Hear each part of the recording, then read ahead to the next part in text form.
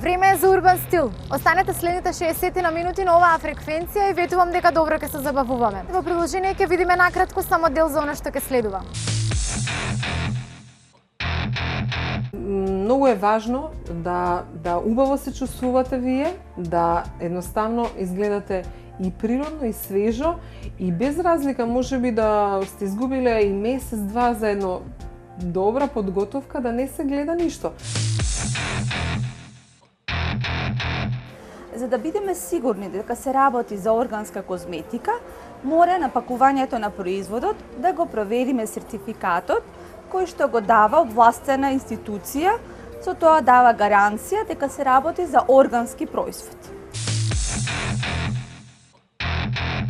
Една урбана дама пред се треба да биде сигурна во себе, да има реална, позитивна слика за себе, независна во действувањето, на секое поле, а пред се успешна во полето, па од сите тие действија на крај секако произлегуваат некои нови, уникатни, креативни производи кои што ја карактеризираат таа урбана дама. Кинезите веруваат дека кога станува збор за црвеното овошје и зеленчук, дека имаат своји бенефици, многу се добри за работата на срцето, помагаат за добар вид и ние велиме дека за да го има тој баланс на здрава храна, мораме од се да има. Останат ризик по здравието, освен тоа што може акутно да пациентката не се чувствува лагодно, односно главоболки, гадења, повраќање, некоја тешкотија, надуеност може да се појави кај пациентките, но не мора, значи не е тоа, симптомите се различни, обично најчесто се многу благи тие симптоми и повеќето од пациентките добро ја поднесуваат терапијата за хиперстимулација, тоест за изведување на инвитро процедурите. Кратко и јасно, две основни методи се денес најактуелни за отстранување на целулит, а тоа е кавитација и мезотерапија.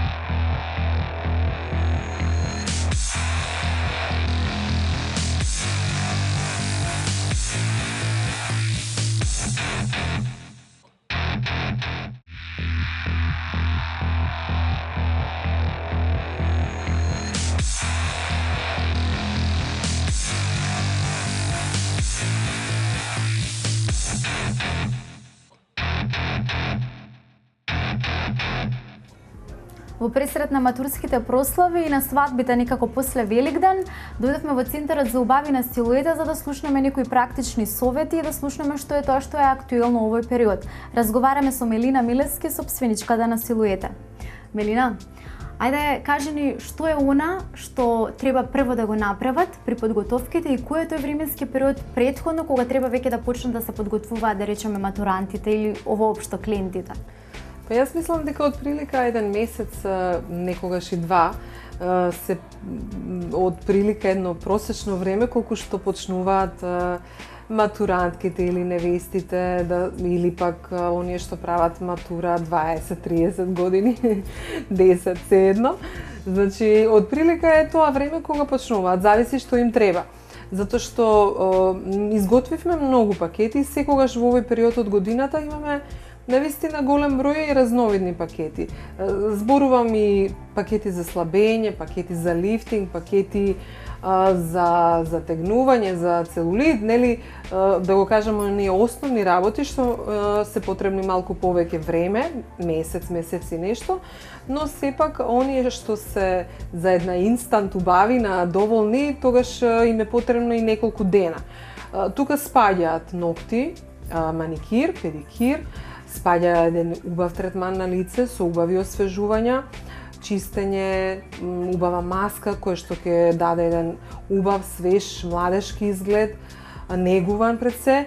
Исто така тука спаѓаат и оние додатоци како свилени трепки, потоа може да се изготви, да се направи и јапонска метода на вегите, исцртувањето на вегите, која што оваа година е многу популарно. Вистински бум направивте. Па да, навистина е многу природна метода. Јас дури, затоа што и самата ја имам, дури се гледам некогаш во гледало и викам каде беа природните влакненца, каде се, затоа што не се познава. Апсолутно, како што поминува и време, се навикнувате и дека стално ви се средени и вегите и изгледа пред се многу природно.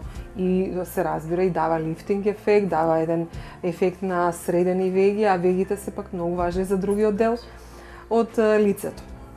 Така да, тука спаѓа и косата, спаѓаат и оние пакети за разубавување, за нега на коса, кои што може да бидат со различни гранули, со кератини, со било какви состојки, дури ботокс на коса, кои придонесуваат за еден третман, за тие час или два, да буквално вашата коса изгледа многу потешко, со поголем волумен, посјајна, понегувана, да не се гледаат врвовите кои што се испукани или пак да има последици од лоши третмани или несоодветна нега.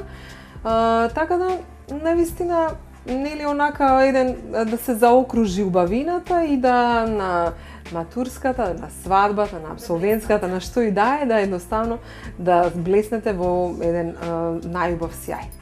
Така, иако ги набројавме горе-долу сега, меѓутоа, ајде кажи ни што е она што е посебно актуелно оваа пролет?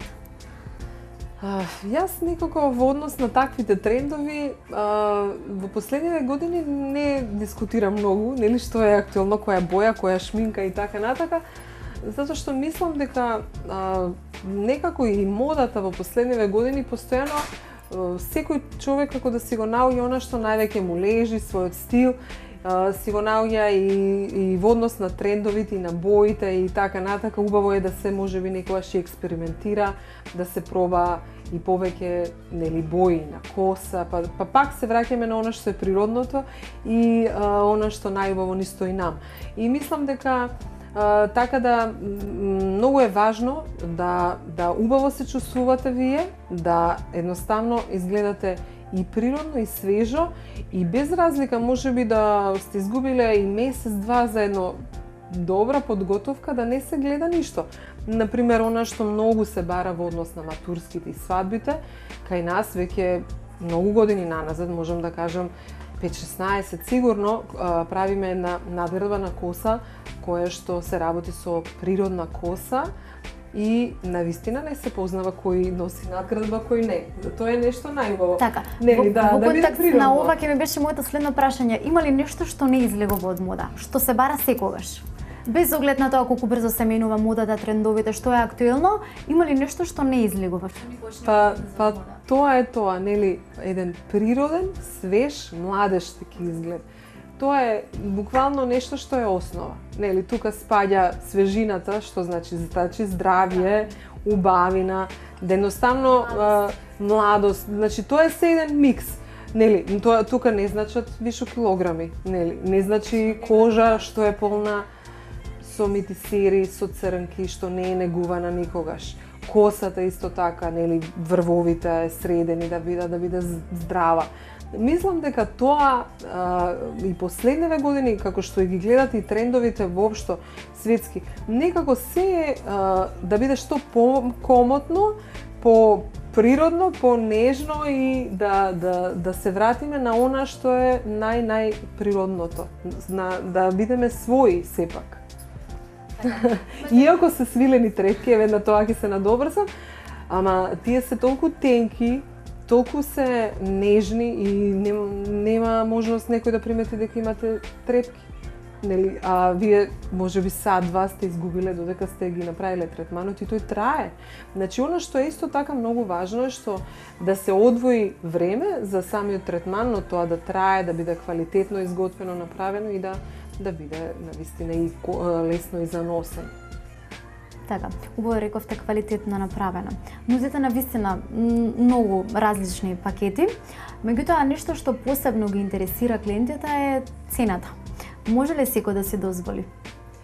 Па искрено да ви кажам, овие пакети, но мислам и воопшто сите цени кај нас мислам дека нема дојде на луѓето да прашаат, мислејќи дека можеби е повисока цената, мислам дека од тоа би биле изненадени највеќе. Затоа што јас често пати зборувам дека можеби имаме цени што никаде ги нема. Ние имаме клиенти доаѓаат од Балкан за да направат некаков третман.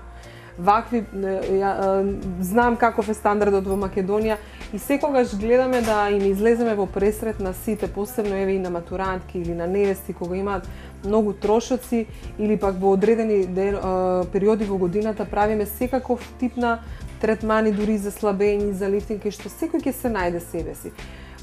Секогаш врвна и козметика се користи и врвна услуга, а цените на тие пакети каде што користат буквално се може да бидат од 1000 до 3000 денари, например, што навистина не е многу. Тука опфаќа фризура, шминка, ногти, трепки, некој буквално еден инстант пакет, еден пакет што може да овозможи се. Така да ја мислам дека сите клиенти би биле ќе бидат, односно од нашите цени навистина пријатно изненадени. А истото тоа го зборувам и како цени за пакети за слабење, кои се нудат од прилика така, од 2-3000 денари, па 10 на 12, кај што има 30-50 третмани за месец дена да се постигне еден убав резултат. Да. Да се одвои едноставно, да не биде оптеретување за буџетот, да има нормално дека има и повеќе поскапи пакети, нели, но сепак основните пакети од кои ќе постигнете резултат, да не кажат дека не може да дојдат затоа што е скапо. И за девојчиња зборам кои што имаат и вишок на килограми, зборам и за матурантки кои што едноставно им е многу важна цената. Сепак е тоа еден ден кога секој би сакал да изгледа убаво. Така, меѓутоа постојат најразлични пакети со најразлични цени, секој би можел да си дозволи по нешто. Јас верувам дека сите што не гледа веќе со нетрпение веќе размислуваат што ќе направат. Ви благодарам на информациите кои што ги споделивте со нас и со гледачите на Урбан Стил. Ви благодарам на вашето одвоено време. Благодарам и на вас. Благодарам.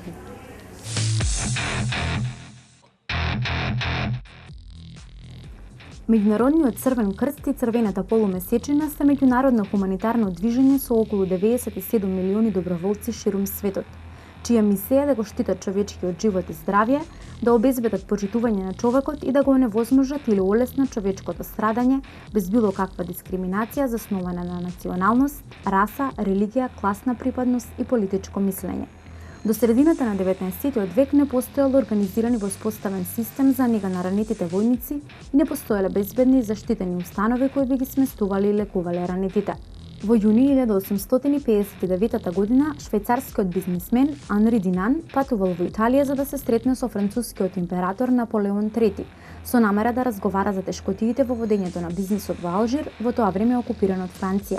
Кога пристигнал до малиот град Солферино вечерта на 24 јуни, бил сведок на битката од Солферино, судир во Австро-Сардиниската војна.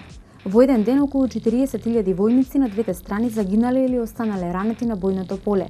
Анри Динан бил шокиран од страотниот исход на битката, страдањето на ранетите и непостоењето на медицинска грижа за ранетите. Тој целосно ја напуштил првобитната цел на патувањето и неколку дена се посветил на помагање и лекување на ранетите. Успеал да организира значајно ниво на нега и помош, така што го мотивирал локалното население да помогне, без никаква дискриминација. Кога се вратил во Женева, напишал и книга Сеќавање на Солферино. Ја објавил во 1862 година.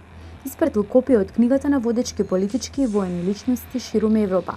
Покрај тоа што ги пренел живите сеќавања од Солферино од 1859 година, во книгата тој експлицитно се залагал за создавање на национални доброволни организации за помош кои би помагале на раните во воени судири. Покрај тоа повикал на развој на меѓународни договори кои би ја гарантирале неутралноста и заштитата на ранетите војници, медицински лица и теренски болници.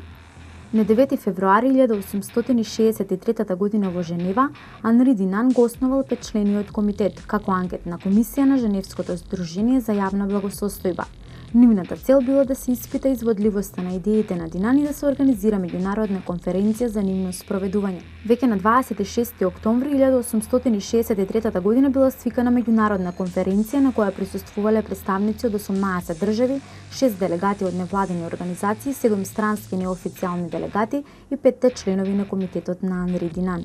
Една година подоцна, владата на Швајцарија ги поканила владите на сите европски земји, како и Соединетите Американски држави, Бразил и Мексико да присуствуваат на официјалната дипломатска конференција.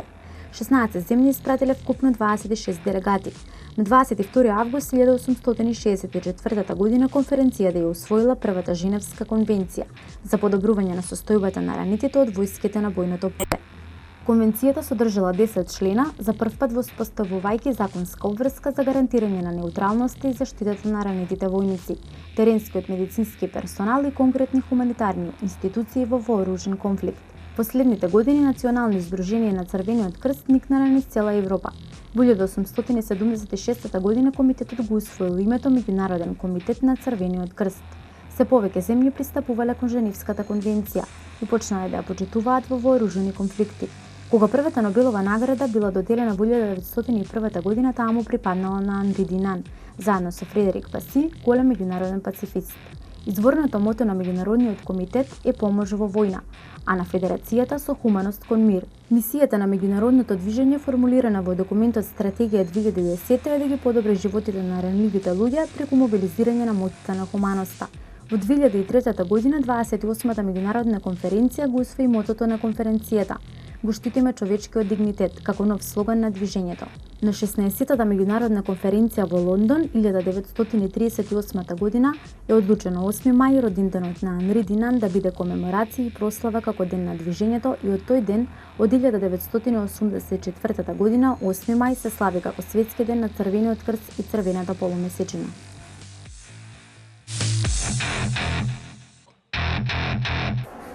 Со фармацевт Павлевска Лозенка во аптека ДНА Ани Фарм Капитал разговараме на тема органска козметика. Што всушност представува органската козметика? Што подразбираме под органска? Органската козметика представува козметика која се добива од органски одгледани растенија, кои на специфичен начин се обработени, и се добива готов производ кој е ослободен од синтетски конзерванси, вештачки мириси и бои. За да бидеме сигурни дека се работи за органска козметика, мора на пакувањето на производот да го провериме сертификатот кој што го дава овластена институција, со тоа дава гаранција дека се работи за органски производ. Меѓутоа, многу важно што секогаш го нагласувам е тоа дека сертификатот е доказ само за состојките на препаратот. Сертификатот воопшто не е гаранција за тоа како делува производот. Секоја козметичка куќа која што произведува органска козметика има своја тајна и свој уникатен начин како се произведуваат состојките. Најважен дел во процесот на одгледувањето на состојките и процесот на производство на состојките е да се пренесе виталноста на растението од природата во готовиот производ, за да може да се делува онака како што е потребно, вистински да се има ефект од производот. Така.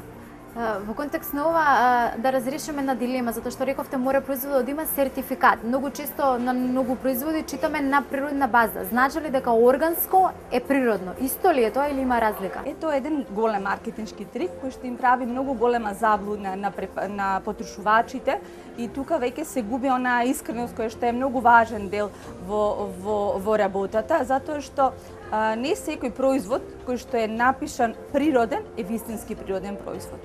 Не постои легислатива која што го штити зборот природно.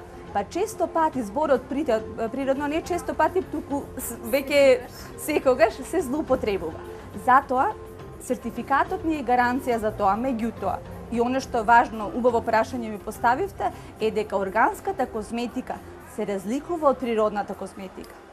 Органската козметика, органскиот начин на производство, значи дека растенијата се одгледуваат по органски пат. Значи се садат на почва која што е незагадена. Прво почвата треба да биде докажано дека почвата незагадена, се прават посебни испитувања.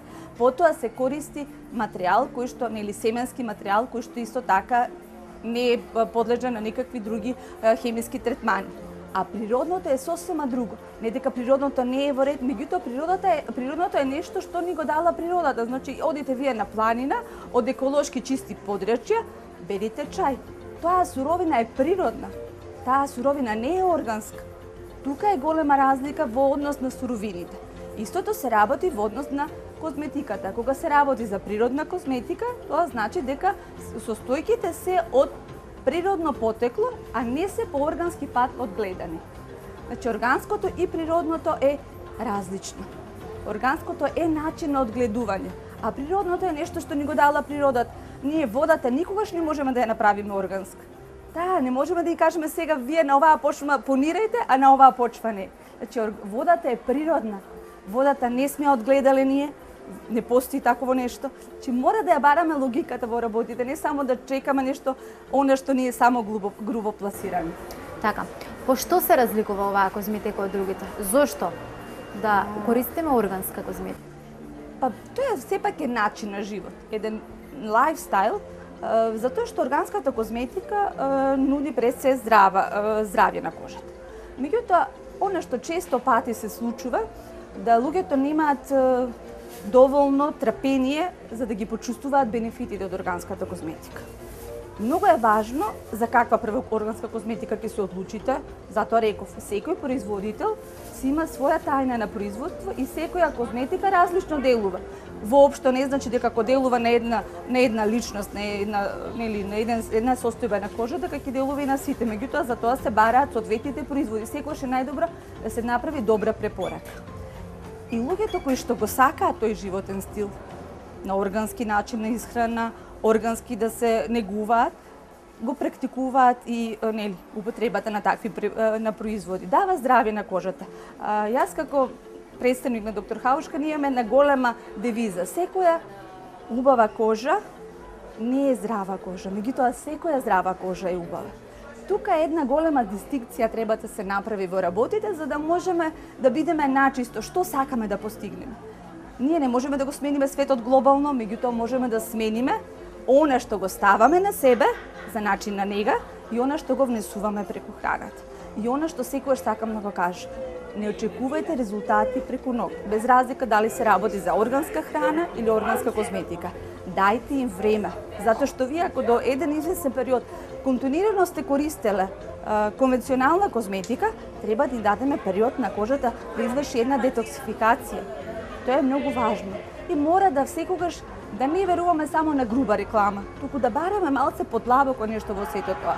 Ако кажеме дека ги почитуваме природните ритмови, воопшто во природата, дали за растенијата, дали за начинот на нега, тогаш мора да бараме прашање како се почитуваат. Веднаш да поставиме контра прашање како ги почитуваме ние природните ритмови.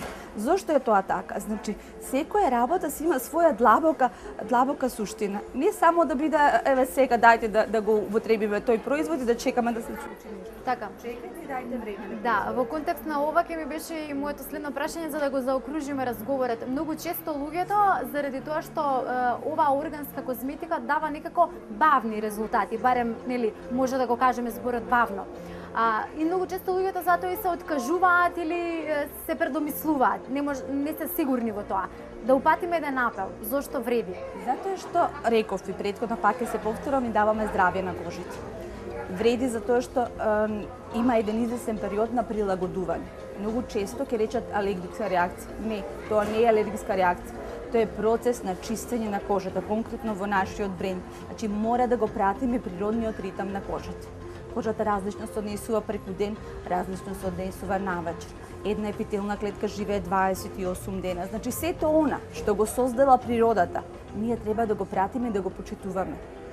Многу е важно да знаеме што сакаме, каков ефект сакаме да постигнеме. Значи, ако ние навечер не сакаме да јадеме тешка храна за да спиеме полесно, тогаш навечер не им давајте на кожата тешки препарати. Кој смисол тешки препарати? Ние препорачуваме да се дава препарат на водена база. Зошто? За да не ја влегуваме во нешто природата им го дала на кожата. Им дала способност навечер да се самообновува, да лачи себум преку кој ќе ги изфрла токсините. Значи, еден целосен процес на кој што треба да се внимава и да се почитува. Како што на желудникот би му било тешко храната да јаде навечер и да ја свари, на кожата им е тешко дополнително оптеретување. Затоа е многу важно да се пратат тие природни ритмови. Како во начинот на одгледување на растенијата, во преработката и во начинот на делување на препаратите. Така, ви благодарам на корисниот разговор и на вашето одвоено време. Ви благодарам и на вас. Благодарам.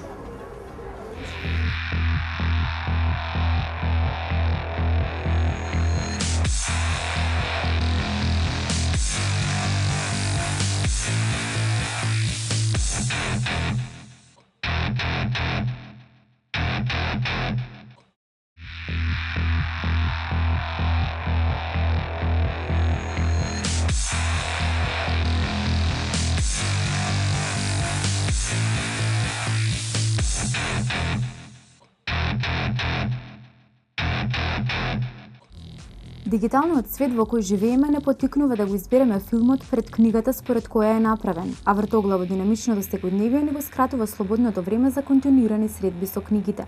Сепак, ниту еден изговор не е доволно силен за да го оправда дистанцирањето од книжните извори на знаење и инспирација. Читањето книги без сомнеш го подобрува животот. Еве зошто треба да се дружите со книгите секој ден. Читањето е храна, но и фитнес за мозокот. Исто како на мускулите и на мозокот му е неопходно вежбање за да остане во добра форма. Читањето нуди забавна ментална стимулација која го одржува мозокот активен. Колку повеќе го ангажирате мозокот, толку посилен и поздрав ќе биде и ќе ве служи подолго време. Книгите ја убиваат здодевноста и времето лета. Понекогаш ниту десетиците телевизиски канали и неисцрпното интернет пространство не спасуваат од здодевноста. Книгите се ефикасен убиец на здодевноста, кој убива додека не полни со знаење и животни лекции. Читањето го подобрува памтењето. За да навлезете во сршта на книгата, неопходно е да помните многу информации кои ви се сервираат додека прелистувате од корица до корица. Шареноликоста на ликовите, нивните имења, нивното минато, амбициите и намерите. Со тоа ја подобрувате работата на мозокот, го зголемувате неговиот интелектуален капацитет и го иструвате памтењето. Читањето е одлична вежба за концентрација. Читајќи, вие мора да останете фокусирани на дејството за да не се изгубите во динамиката на книгата. Откривајќи го значењето кое се крие во низите од зборови, вие не му дозволувате на мозокот да се расејува и си ја подобрувате концентрацијата. Читањето е ефективен метод за релаксација и тајно оружје против стресот. Книгите ви даваат можност да избегате од секојдневието, грижите и обврските и привремено да заборавите на се што се случува околу вас. Навлегувајќи во нов свет, вие на одреден начин го одмарате мозокот и го испраќате телото во релаксирачка состојба, која на неочекуван начин ве исполнува со смиреност. Доволно е само 6 минути да се задлабочите во добро напишана книга за да го намалите стресот за дури 68%. Читањето и елоквентноста одат рака под рака. Елоквентните личности ја обожаваат книжевноста. Тонењето во убавината на пишаниот збор го збогатува активниот и пасивниот речник, па колку повеќе книги сте оставиле со етикетата прочитани, толку потечно и побогато ќе се изразувате. Книгите ја будат креативноста и ја зголемуваат љубопитноста. Колку повеќе читате, толку полюбопитни станувате.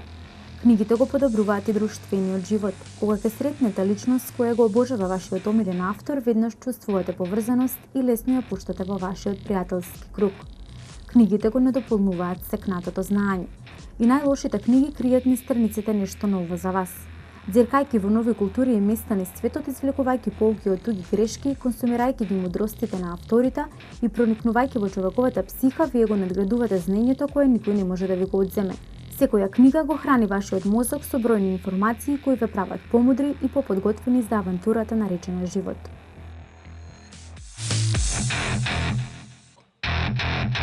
Во Урбан стил овој пат разговарам со еден млад и надежен писател, Моника Стојанова. Моника, добре дојдовте во Урбан стил. Добар ден, добро ве најдов. Моника, кажи ми, што според вас треба да поседува една жена за да може да кажеме дека е урбана дама? Па, постојат многу имплицитни дефиниции, ставови, мислења за тоа што всушност се крие зад поимот урбана дама. Меѓутоа, лично стојам на оној став дека пред се урбана дама е еден склоп, стабилен спој на повеќе особини, меѓу кои може би амбициозноста, трудолюбивоста, но пред се и препознатливиот стил.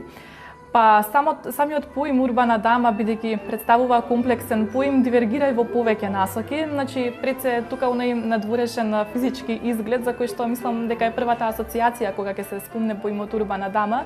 Меѓутоа, лично повеќе акцентот го ставам на она интровертност, односно што во себе поседува личноста, па така една урбана дама пред се треба да биде сигурна во себе, да има реална, позитивна слика за себе, независна во дејствување постигнувањето, значи на секое поле, а пред се успешна во полето, па од сите тие действија на крај секако произлегуваат некои нови, уникатни, креативни производи кои што ја карактеризираат таа урбана дама. Така, убаво, меѓутоа да се тоа една симбиоза. Секако една симбиоза. Јас ке се фатам за две работи. Рековте пред се успешна. Вие сте успешна во она што го правите, многу добро го правите, и ќе се фатам за нешто друго, рековте трудолюбивост. Верувам дека е тоа токму тоа што вам ве краси и кое што ви помогнало да го правите најдобро ова што го правите. Ајде, раскажи ни кога беше, која е вашата прва книга, вашето прво дело, како дојде идејата до тоа, од кога сакаш да пишуваш? Ајде нешто повеќе за тоа. Така, значи моето прво дело е збирка филозофско-психолошки раскази. Станува збор за книгата Игра, копнеш вистина. Дело кое што почнав да го пишам на своите неполни 17 години. Меѓутоа, тогаш во форма на раскази, тие раскази практично не планирав дека воопшто никогаш ќе бидат објавени како книга, пред се ги пишував поради себе. Меѓутоа, ако говориме од аспект на оние корени од каде потекнува тој мотив, таа желба за пишување и за точно и љубов и желба за емотивна експресија преку пишаниот збор, не знам, тоа можеби го носам уште од најмала возраст. Затоа што, еве, го поврзувам и со оние литературни податоци, кои што велат дека обично помеѓу 4-та, 5-та, 6-та година детето ги манифестира тие амбиции, меѓутоа не во пишана форма, туку едноставно преку убавото изразување, дикција при говорењето, некако се пронаоѓам меѓу тие дефиниции, затоа што уште од мала ме привлекувале таквите настапи и секако веќе во подоцнежните години почнав да своите ставови да ги изразувам преку пишаниот збор. И кога едноставно сватив дека имам прилично раскази во мојата датотека, сватив дека можат и да се објават тие. Секако дека тука беше присутна она несигурност, дали навистина е тоа на вистинското што читателската публика би ја заинтересирало, како сето тоа ќе биде прифатено.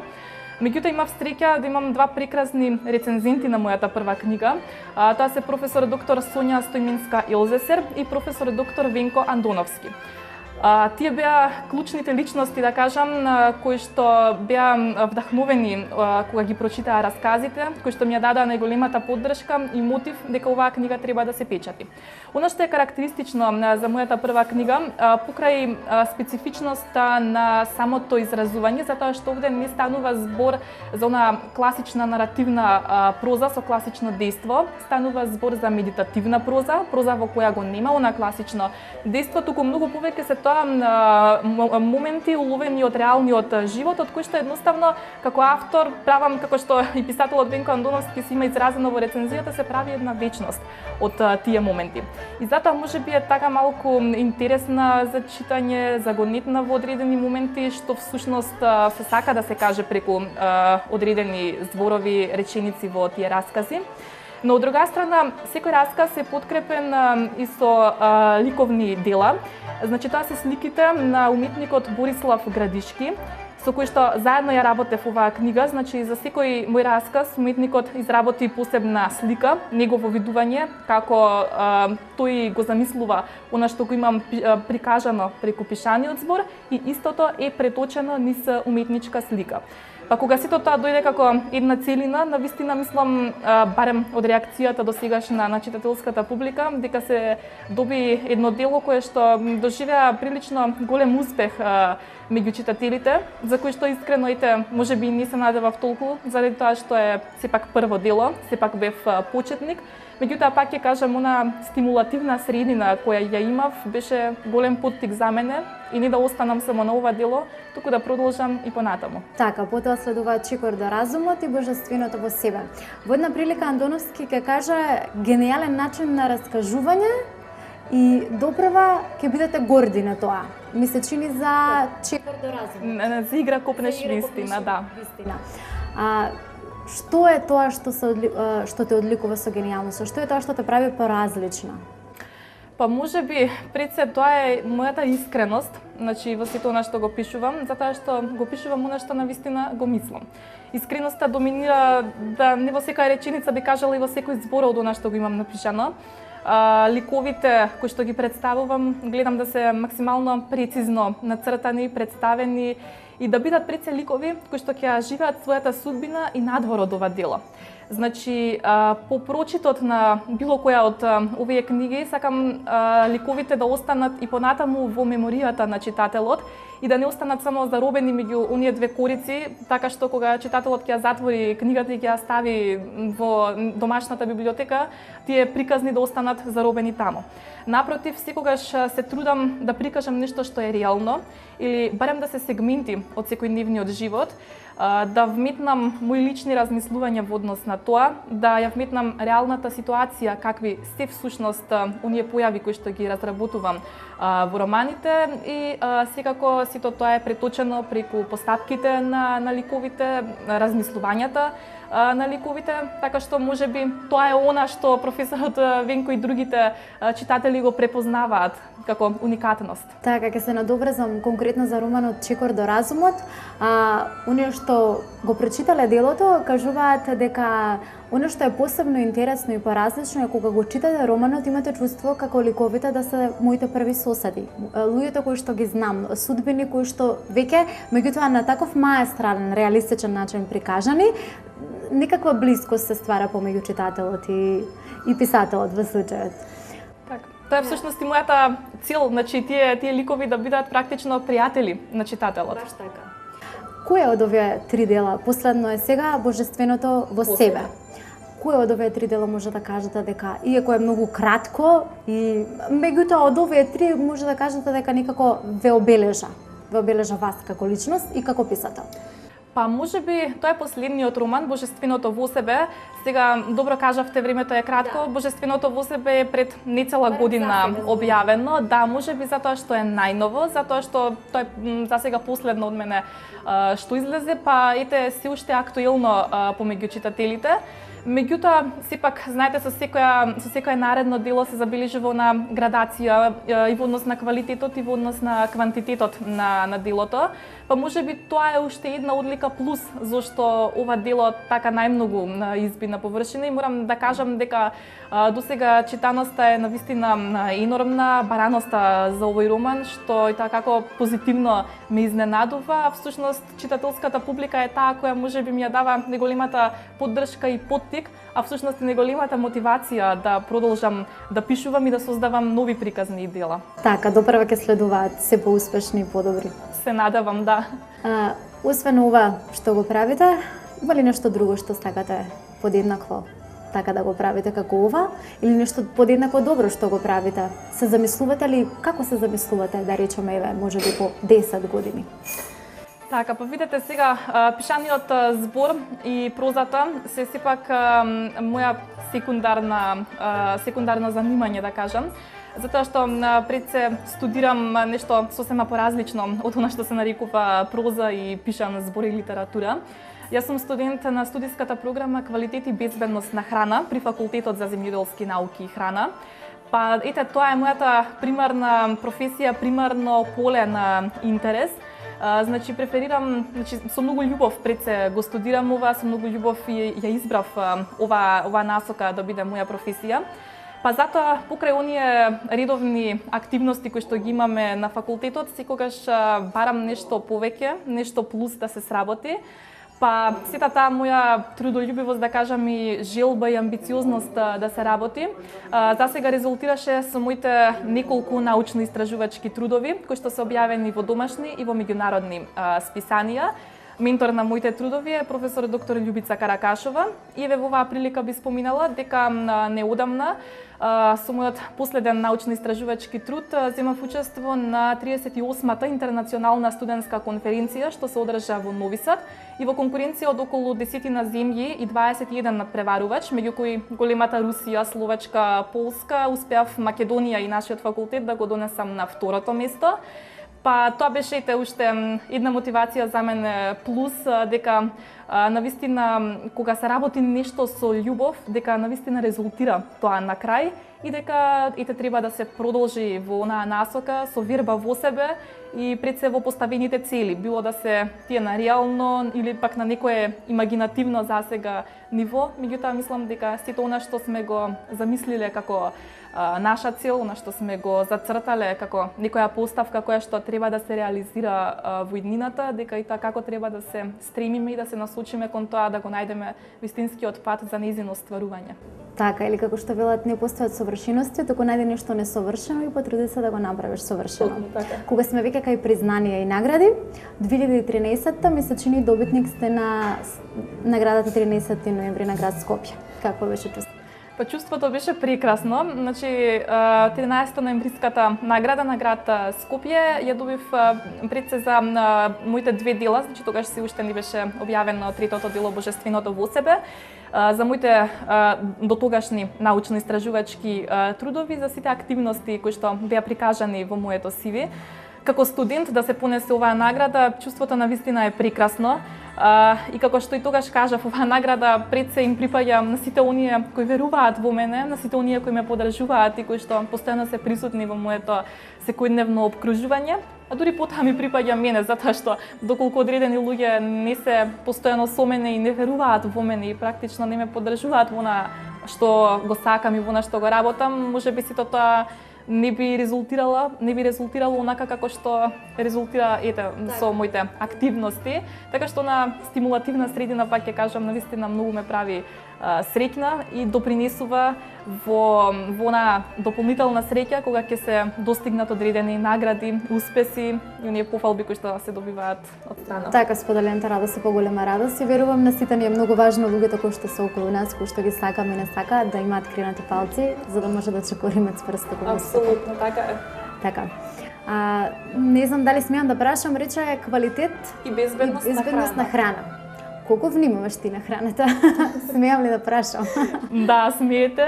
Многу внимавам на храната и еве ќе се натоврзам на првична дефиниција за тоа што представува урбана дама, дека како што имаме култура во однесувањето, сепак треба да се има и култура во начинот на исхрана. Тоа е едно од моите мота кои што постојано ги носам со себе.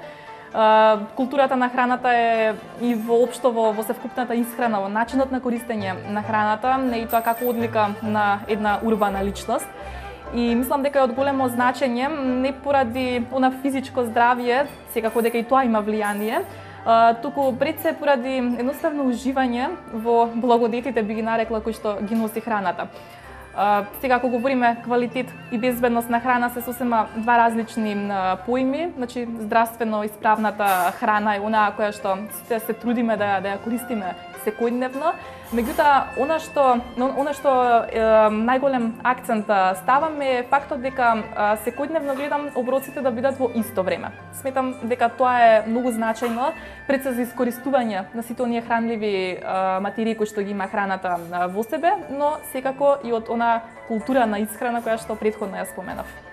Така. Што обично сакате да правите во слободно време? Кога не пишувате?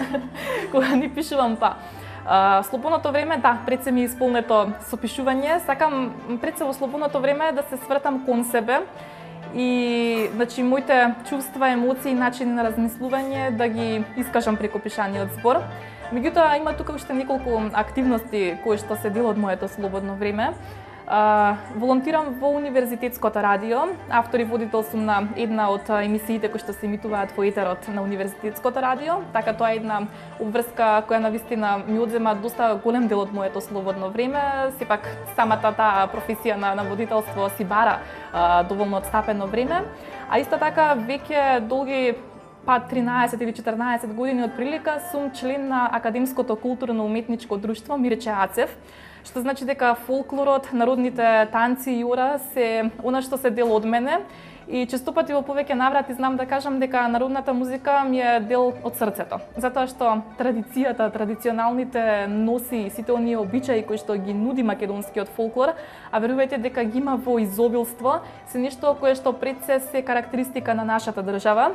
Па ако голем број држави се препознатливи, не знам, по одредена храна, вино, пијалаци, Холандија пола линијата, верувајте дека Македонија е и тоа како позната по фолклорот. И затоа честа е голема, меѓутоа и радоста, кога пред публиката ќе го покажеме нашиот труд, нашата макотрпна работа и сите оние капки пот кои што испаднале во салата за вежбање, кога ќе дојдат на сцена, кога сето тоа ќе експресира со богатата носија, со убавите и сложени чекори кои што ги имаме, начинот на кој што се изведуваат урата и секако на наша традиционална музика, тапанот из рулата, чувството е прекрасно, а посебно кога тоа го прикажуваме пред странската публика. Така е, секако. Од се она што го кажавте, можам да кажам уметничка душа во вистинска смисла на зборот. Верувам и дека во храната некоја уметност ќе најдете. И тоа како наоѓаме уметност, еве посебно ние од нашата насока кога веќе споминавте уметност во храната, честопати да знаеме да кажеме дека во недостаток на информации која храна за што се одветствува, ние знаеме да наоѓаме поврзаности меѓу обликот на храната и меѓу човековите органи. Па еве чисто за пример доматот, знаеме дека е многу добар за срцето, а и самиот домат има форма на срце. Оревите се добри за мозокот, па самата јатка на оревот многу асоцира на мозокот. Значи има многу такви бројни примери, но освен тоа уметноста се пронаоѓа и во комбинирањето на боите на храната, затоа што здрава храна не представува само храната, онаа храна чиј што хемиски состав го знаеме, чиј што хемиски состав ни е добро познат, па според тоа да комбинираме. Да, тоа е онај експлицитен начин на објаснување кој што научниците го преферираат, меѓутоа за широката јавност е многу погоден и онај шарен оброк, како што го нарекуваме, значи повеќе бои кога се застапени, тогаш несомнено дека имаме нешто корисно што го внесуваме во нашиот организам. Така, одлично. Ние сме на право место во право време. Сега ќе пробаме нешто што ќе има најразлични облици, бои, шаренило, вкусови. Ќе биде вкусно и здраво сигурно. Предлагам да видиме што ни подготвила овој пат. Силвија, гледам овде нешто што прв пат го гледам, не сме го јадале досега, ќе ни кажеш ли што ни подготвивте? Да. Секако, значи времето надвор се подобрува и веднаш имаме повеќе креација во нас да измислуваме и да носиме нови специјалитети кои што се полесни. Поминалниот период кога требаше да внесуваме потешка храна и овој пат се одлучивме за специјалитети каде што како замена за месо, значи главниот специјалитет обично секогаш правиме да има пилешко, свинско или телешко, меѓутоа во овој момент се пилешки крилца во еден нов сос кој го нема во нашето мени. Пред 2 дена ни дојде и веќе подготвуваме специјалитети со него, а широко е познат тој сос во светот, во сите кинески ресторани. Тоа е black bean сос. Black bean, значи нема буквален превод на македонски, затоа и така го кажувам во тој израз, го знаат сите оние кои што обожаваат кинеска храна. Во суштина сосот не е јак како начин на миризба или на вкус, доминира солениот вкус и потекнува од зрното од сојата, кое што се чува, значи начинот на правењето на сосот е од сојата се прави и се чува зрното соја неколку дена за да стане црно темно и за да може сосот да има таква боја и за сите оние кои што обожаваат да јадат соја, не сакаат токму сојата во оригинален вкус да ја примат, го јадат овој black bean сос и особено оди убаво со крилца. Сите оние што сакаат солена храна, а не сакаат додаток да сол да има, бидејќи солта ги врзува течностите во телото и не е убаво за тежината, не е убаво за дигестивниот систем, а овој сос е многу богат со протеини, оттаму бидејќи сојата како сос и сојата како зачин е многу богата со протеини, заменува сите оние на пример што не јадат месо, вегетаријанци, вегани, многу ја употребуваат сојата бидејќи има голема количина на протеини во себе и не може го надоместува она што месото го има. И ние денес сакаме да спомнаме на друга филозофија кога се однесува на кинеската храна, бидејќи кинезите во се гледаат на храната гледаат како на лек. И се вели дека кога станува збор за исхраната, дека современиот човек во денешно време се трансформира од човек кој се храни за да живее во човек кој живее за да се храни. Тоа не смееме да го дозволиме никако, бидејќи доколку живееме само за да се храниме, ќе настане тој дисбаланс на тежината и кинеската медицина вели дека во исхраната мора да се прави баланс, ама кинезите многу веруваат и во боите, не само во сосеви, секој нив има символика и значење, како што и нудлсот и храната. Меѓутоа, јас сакам да напоменам нешто што до сега не сме го спомнале. Тоа е дека прават разлика помеѓу зелените зеленчуци и овошје и црвените и зеленчуци и овошје. Сметаат дека зелените, на масата, секогаш на еден оброк, во потекот на еден оброк треба да бидат застапени двете бои. Дека едните бои носат едни бенефиции, другата боја носи други бенефиции. Зелените зеленчуци и овошја, во моментот ние имаме салата од марула со нудлси, црни бели кинески печурки и краставичка, кинески сол и кинески зејтин. Сега морам да напоменам дека ова се нудлсите од вид на кинески грашак, кој до сега сме ги збореле, меѓутоа зеленилото доминира. Тука е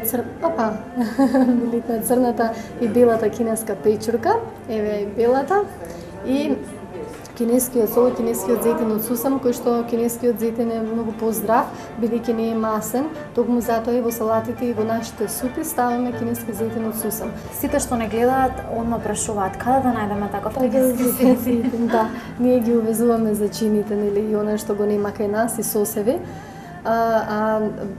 Сме напоменале дека може да се примени и крилцата се од тука, зеленчукот, овошјето од тука, меѓутоа битен е начинот на кој што сето тоа ќе се спреми. Професионално готвач нема. Да, кинезите готвачи, многу е битно да се мајстори обучени за да може вкусот да биде оригинален и автентичен.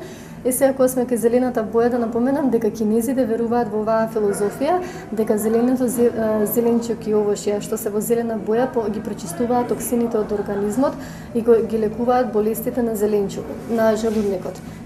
Ги лекуваат болестите на желудникот. Токму затоа и ние гледаме денес на нашата софра да имаме зелен специјалитет, каде што и во нудлсите преовладува брокулата. И малце лукче има, многу малку колку само за шмек. И на црвената боја се одлучивме да не биде специјалитет, туку да биде сокче. Да. Јас го пробав, многу е убаво, не знам што има, не можам да осетам, ама многу е убаво. Сега бидејќи времето ни дозволува малце и храната да ја менуваме, да ја комбинираме заедно со овошни сокови, кои што во себе секогаш ставаме елементи кои што во кинеската култура многу ги ценат, а тоа е во моментот имаме морков, јаболка и ѓумбир. Ѓумбирот, кинезите е нешто што многу го ценат, има малце, сите знаеме, лутка вкус, меѓутоа зависи колку ќе се стави во сокот. Баш ме интересира кога ќе пробате дали ќе го осетите миризот. Јас не. Во мала количина се става, бидејќи на некого може многу да смета. А кога ќе го ставиме во мала количина да не го чувствуваме, повторно ќе го внесеме и тоа што треба здравите бенефиции да се постигнат ќе ги добиеме, а не доминирало. Бидејќи кога ѓумбирот е ставен во риба, ако треба само ѓумбирот парче да земеме да вкусиме, во тој случај ако не сакаме лута храна, може многу да не смета на вкус. Например, вие не јадете луто и сега да го ставиме во риба, можеби ќе треба да никогаш да не сакате повеќе да пробате таков зачин, а зошто да не се проба кога може во многу мала доза да се стави, а сепак тој баланс да се постигне. Кинезите веруваат дека кога станува збор за црвеното овошје и зеленчук, дека имаат своји бенефиции, многу се добри за работата на срцето, помагаат за добар вид. И ние велиме дека за да го има тој баланс на здрава храна, мораме од се да има. Ние имаме и марула, и печурки, краставица, нудлси, два вида, брокула, морков, пипер. Повторно имаме ѓумбир, крилца, месо имаме застапено, друг вид на сос. Тоа е така. На тоа сакам да се надоврзам, шарен оброк во вистинска смисла на зборот и само зборот во однос на пијалакот. Состојките се навистина на маестрален начин измешани, го пробав сокот, искрено кога споминавте на почетокот дека има ѓумбир внатре, очекував да почувствувам некој лут вкус. Меѓутоа навистина толку умешно е таа мешавина направена, така што уште органолептички организмот веќе го восприема, а на вкус е навистина прекрасно. Благодарам, мило ми е. Тоа е поентата да постигнеме, да не сите оние што не обожаваат кинеска храна, кинески зачини, а некогаш сакаат да експериментираат, да си внесат шаренило во животот, да посетат некој таков екзотичен странски ресторан, да не им биде многу ударно првиот момент кој ќе не посетат. Затоа сега решивме оваа сезона, никогаш не сме ставале акцент толку многу на пијалоците, повеќе на храната, меѓутоа бидејќи по посетата во Кина на мојот сопруг кој што исто по професија е готвач, добил сознание дека во Кина сега почнале во модерните кинески ресторани многу да ставаат акцент на вакви овошни сокови кои што се свежо подготвени во моментот. И ние во нашето мени ќе ги имаме, значи, цело лето, и ако добро се прифатени од нашите гости, планираме и во менито да ги внесеме.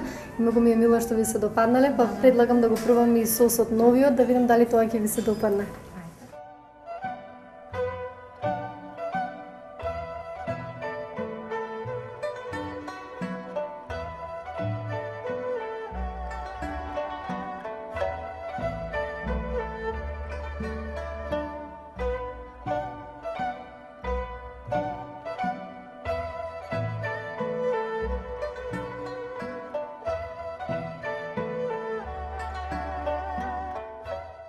Силвија, ви благодарам, се беше навистина вкусно како и секогаш. Моника, вам ви благодарам што бевте дел од Урбан Стил, навистина ми беше задоволство и ќе им порачам на оние околу вас да продолжат да веруваат како што рековте, затоа што навистина приказната која што ја пишувате е успешна. Ви благодарам на поканата и ми беше драго што бев дел од ова издание на Урбан Стил. Благодарам. Расте на малечки растенија ниски до 2 метри. Представува цветно растение со плод во форма на малечки топченца. Плодот на почетокот е зелен, па постепено преминува во жолто-виолетова боја за на крај кога ќе созрее да премине во една убава темно-сина боја. Овие чудотворни топчиња се одличен извор на манган, содржат низ витамини, растителни влакни и супстанции кои имаат антиоксидантни својства. Веројатно и не ја придавате големо значење на боровинката, но таа е навистина вкусна и вистинска ризница на лековити состојки. Во плодот на боровинката има танин, шеќер, пектин, слободни органски киселини, каротин, минерални соли, железо, бакар, манган и многу други корисни состојки. Боровинките значително ги регулираат масните клетки, тврдат научниците. Освен што ги раздоруваат, поттикнуваат и создавање на нови клетки без масти и така создаваат и звонредна превенција против здебелувањето. Дека сместувањето на боровинките помеѓу нездравите намирници е оправдано покажува и фактот што тие помагаат во превенцијата од срцеви заболувања и дијабетес. Боровинките се звонреден извор на витамин С. Во една просечна порција има околу 25% од препорачаната дневна доза за витамин С.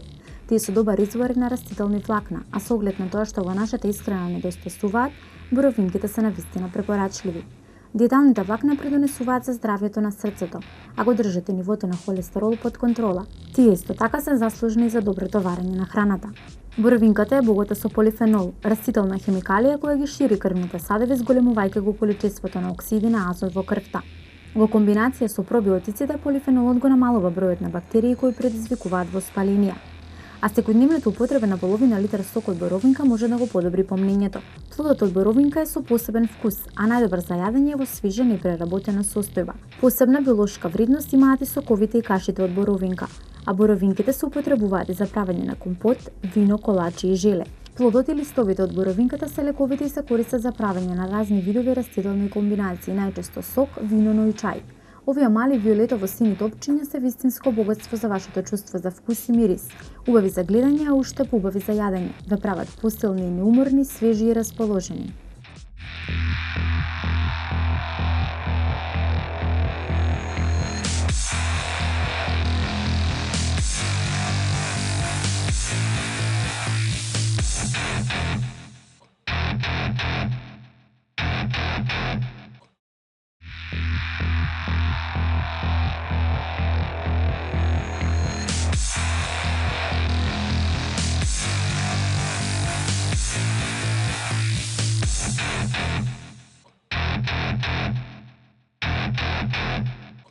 Во Центарот за плодност Newborn Clinic разговараме со доктор Татјана Гружанова, специјалист по инвитро, гинекологија и акушерство на тема која што е навистина неисцрпна — инвитрото.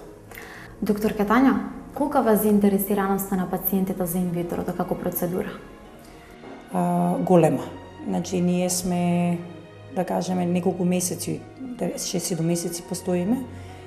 Многу често доваѓаат пациенти кои што и не се реално кандидати за инвитро, односно немаат никаков проблем но за секој случај сакаат да се информираат, сакаат да се консултираат, сакаат да прашаат што е тоа, нели сакаат евентуално ако им притреба во текот на животот да знаат да ги имаат сите потребни информации. И кај нас се отворени вратите за консултација, односно ние и не го наплаќаме консултативниот преглед, затоа што на тој начин сакаме повеќе да ги информираме и да ги едуцираме пациентите што е тоа инвитро и што се останати техники на биопотпомогнато оплодување. Така да има некое демистифицирање на целиот тој процес. Така. Ние многу пати до сега сме зборувале за инвитрото и како што кажав и на почетокот не е исцрпна тема, меѓутоа има нешто што многу ги интересира и нешто поради кое што тука станува главната дилема. Кој е ризикот од инвитрото? Тој е доста често прашање од нашите пациенти, затоа што имаме и доста пациенти кои што доваѓаат после 3, 4, 5, 6, па дури и 8 инвитра, неуспешни инвитра предходно. И првото прашање кое што ќе го постават е дали има некаква опасност од тоа што правам често инвитра. Значи, во секој случај не е ова метода која што е без никакви последици, односно без никаков ефект врз телото на жената, затоа што прима огромни дози на стимулативни хормони, кои што понатака доведуваат и до лачење на огромни дози на естроген во крвта на жената, односно во организмот. Сам по себе естрогенот има, значи, некаков негативен импакт врз телото на таа млада жена. Најчесто ги интересира дали е зголемен ризикот од малигни заболувања.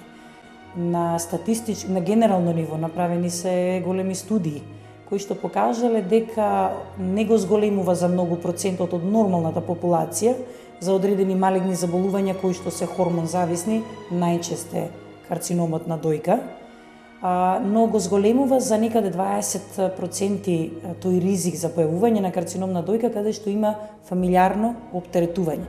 Затоа пред да се започне со инвитро е потребна една добра анамнеза на пациентката, значи пред да се почне со таа хиперстимулација на јајниците. А иначе во другите случаи не го зголемува. Значи каде една пациентка каде што немаме генетско оптоварено со малигни заболувања, тогаш и нема некаков зголемен ризик за појава на малигни заболувања. Исто така, овие високи концентрации на естрадиол во крвта може да доведат и до хиперкоагулабилност на крвта, односно склоност кон тромбоза. Но кај сите пациенти ние даваме антиагрегациона и антикоагулациона терапија за да се превенира истото, кој што како ризик е не многу, значи не сигнификантно, но сепак постои еден минимален ризик од такво нешто, посебно кај пациенти каде што има веќе диагностицирано, односно веќе докажана тромбофилија. Значи каде што веќе би очекувале појава на тромбоза, значи кај нив секако одиме можеби со повисока доза на антиагрегациона и антикоагулациона терапија. Останат ризик по здравието, освен тоа што може акутно да пациентката не се чувствува лагодно, односно главоболки, гадења, повраќање, некоја тешкотија, надуеност, може да се појави кај пациентките, но не мора, значи не е тоа, симптомите се различни, обично, најчесто се многу благи тие симптоми и повеќето од пациентките добро е поднесуваат терапијата за хиперстимулација, тоест за изведување на инвитро процедурите. Исто така ризик е кај пациентки ако недобро односно се дава преголема доза на хормонска терапија да развијат хиперстимулационен синдром кој што може да биде акутен и со висок ризик и по животот на пациентката и затоа се прави внимателно, се дозира внимателно терапијата, затоа се тие чести прегледи во текот на стимулацијата за да не дојде до појава на таков хиперстимулацијски синдром. И кај овој синдром имаме повеќе степени и да дојде најчесто со лесен или среден тип ризик, односно опасно по живот е ако би се развил тежок степен на хиперстимулацијски синдром. Нормално, затоа оние лекари кои што се бават со инвитро треба да бидат за тоа обучени, треба да имаат долгогодишно искуство со самите процедури на инвитрото, значи не е тоа нешто што секој гинеколог може да го работи. Така. Ние зборувавме за одржување на бременост по инвитро. Ајде, кажете ни што станува со онаа бременост постигната по пат на инвитро? Колку таа е ризична? Па сите бременности што се настанати после позитивно инвитро се третираат како ризична бременост или како да кажеме пофрагилна, полабилна бременост. Значи терапијата е малце поинаква.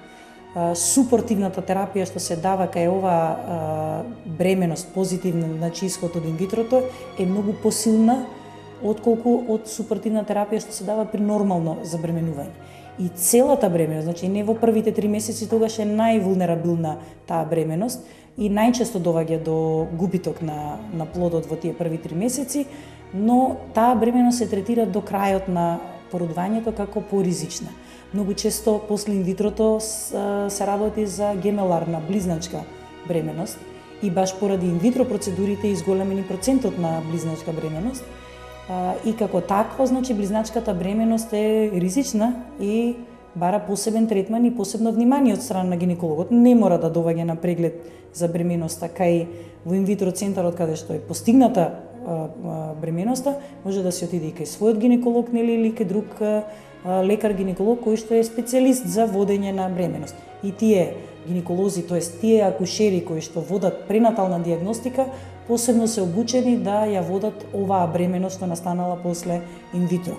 Доста често има опасност и од предвремено породување кај овие пациенти. Значи тоа е многу битно да се водат редовни контроли на секои 2 недели кај гинеколозите за да се превенира евентуална појава на предвремено породување, затоа што на тој начин се упропастува ефектот од инвитрото. Ако дојде до парирано породување, значи пред 28-та гестацијска недела, тогаш тој плод е многу помалку спремен за живот и шансата за преживување е многу мала. Од 28 до 30 недела сепак има да некаде поголема можност за да преживее, веќе на 32-та, односно на 34-та недела се третира како зрело дете за ако дојде до предвремено породување.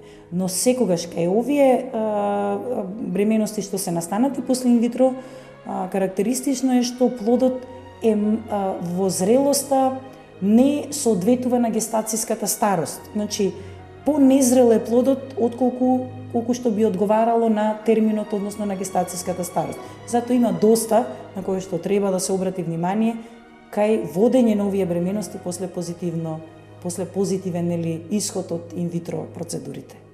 Така. И на самиот крај уште нешто што ги интересира нашите гледачи, затоа што сме зборувале, меѓутоа секогаш тоа прашање им е нејасно. Која е разликата помеѓу инвитро и инсеминацијата? Да, и тоа е и доста често прашање и тука кај пациентите, кои што веќе, например, 2 години или 3 години се обидуваат по природен пат да останат, нели, да забремени пациентката и не доваѓа до тоа. И они све подразбираат под инвитро. Значи има огромна разлика помеѓу инсеминација и инвитро. Инсеминацијата, значи мора да има одредени критериуми кои што ќе бидат задоволени, како што е критериуми на спермограмот, за да ние можеме да очекуваме некаков позитивен исход од инсеминацијата, нормално и следење на циклусот, ултразвучно следење на фоликул, на јајникот, значи на пациентката, за да се одреди точно кога да се направи инсеминација. Инсеминација е само подобрување, односно зголемување за 30% на шансите за забременување од природното забременување, односно од природен начин. На тој начин фактички се подобрува спермограмот, ако е некаде граничен или во квалитетот, каде што, значи, се бираат најдобрите сперматозоиди, значи тие добиваат подкрепа храна, значи јас се трудам поедноставно да се изразам, за да имаат и повеќе сила и во поголем број и подобар квалитет да се испрати до самата јајна клетка. Исто така се надминува и грлото на матката. Грлото на матката знае некогаш да е богата со макрофаги, со леукоцити кои што ги уништуваат овие сперматозоиди. Иначе ние го надминуваме тој, правиме премостување на грлото на матката и ако во случај се работи за таков проблем, значи тој проблем е надминат со инсеминација. Зошто е исто толку добра, односно кога се прави инсеминација, кога се следи фоликул, некогаш е потребно мала стимулација на овулацијата да се добие еден убав фоликул, нели, кој што ќе овулира во зрела јајна клетка и моментот инсеминацијата се прави кога веќе настапила овулација. Значи тука е темпирано и на тој начин со сите овие фактори го зголемува некаде за 30 за 33% ја зголемува можноста за забременување за разлика од природното забременување. Значи тоа е обработување на семен материјал и директно инјектирање, значи интраутерно инјектирање на тој квалитетен семен материјал.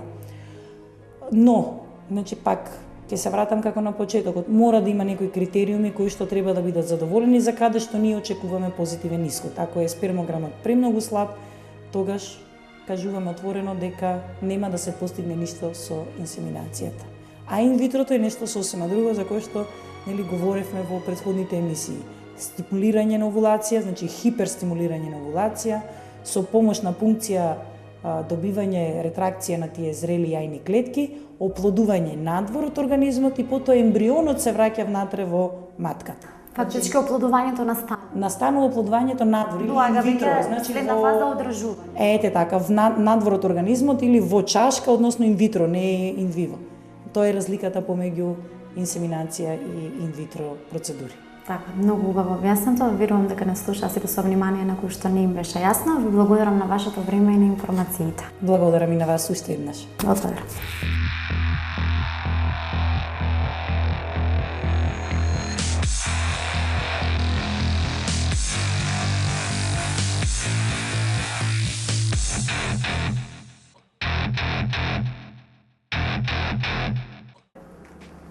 Со доктор Весна Георгиевска од првиот единствен центар за медицинска естетика и козметика Дермабела разговараме на тема антицелулитни третмани. Доктор, ке Весна, ајде на почетокот, иако ние во претходните емисии говоревме за целулитот и за масните перничиња, ајде уште еднаш да кажеме на дефиниција за тоа што е целулитот всушност, што представува тој?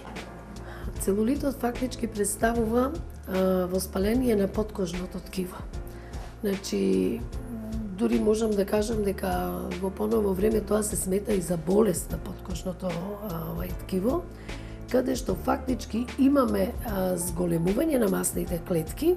Заради зголемување на масните клетки доаѓа до задршка на екстрацелуларната течност, односно течноста која се движи надвор од клетките, а во исто време доаѓа и до пореметена крвна и ливна циркулација. Заради тоа имаме и неколку фази на целулит. Разликуваме, значи почетната фаза кога уште не се забележува со голо око промените, но веќе се пореметува циркулацијата во тоа ткиво и доаѓа до зголемување на масни клетки. Значи прво се гледа само како проширување на обемот, втората фаза кога веќе доаѓа до задржување и на екстрацелуларна течност, со голо око не може да се види во мирно стоење, но кога ќе ја штипнеме кожата, тогаш го гледаме тоа целулитно ткиво како една кора од помаранџа. Третата фаза, кога веќе со голо око гледаме таа помаранџина кора на самата кожа, кога веќе имаме задршка не само на екстрацелуларна течност, туку и пореметена лимфна дренажа, односно немаме исфрлање на разградените масти. И четвртата фаза, тоа е фиброзниот целулит, кој за жал вистински представува болест на сврзното ткиво, каде сврзното ткиво комплетно претрпело една фиброза, се створиле фиброзни влакна, наместо да имаме колагени и еластични влакна. Така, меѓутоа постојат начини како да го победиме целулитот, како да се ослободиме од него. Ајде кажете ни кои се најновите методи, што е тоа ново во врска со антицелулитните третмани? Добро, значи антицелулитни програми ги има многу. Значи од кога постои козметиката, буквално таа работи на тоа поле, пред себе масажи, па масажи кои што се јаки, агресивни, го разградуваат целулитот, еден благ историјат почнав да кажувам, меѓутоа кратко и јасно, две основни методи се денес најактуелни за отстранување на целулит, а тоа е кавитација и мезотерапија. За мезотерапија веќе зборувавме во претходните емисии и кажавме дека тоа е многу успешна метода, каде што доаѓаат со шприц, со игличка, бризгување на коктели, но алтернатива на таа мезотерапија, оние кои што не сакаат иглички, кога целулитот е во почетните фази, дури и во поново време се смета алтернатива на липосукција, е фактички кавитација. Така, ајде да објасниме што представува кавитацијата, како се извидува тој метод? Како функционира? Кавитацијата фактички е една ултразвучна метода.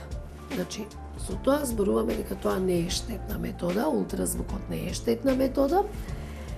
Постои ултразвучна глава, во моментов гледаме, значи тоа дека се работи, се нанесува еден гел, тоа е ладен гел, бидејќи во исто време се врши и загревање на ткивото, што ни е многу важно за една успешна метода. Нанесувањето на гелот истовремено прави и контакт на самата ултразвучна глава со целулитното ткиво, односно со кожата, и овие под дејство на овие ултразвучни бранови кои што навлегуваат, тоа се бранови со висока фреквенца, навлегуваат во ткивото, во целулитното ткиво, стимулираат раздвижување, значи, на самите масни клетки, и како масните клетки почнуваат да се движат, така почнува да пука, да се тријат една од друга и пука нивната мембрана. Принципот на кавитација е тој. Пукањето на мембраната, или како што уште се нарекува, значи, кршење на масти, кавитацијата, фактички предизвикува ослободување на мастите од масните клетки и излегуваат тие во циркулација. Преку лимфната дренажа најчесто, значи, се изсврлаат преку мокрача и измет. Принципот на работа на кавитација е тој.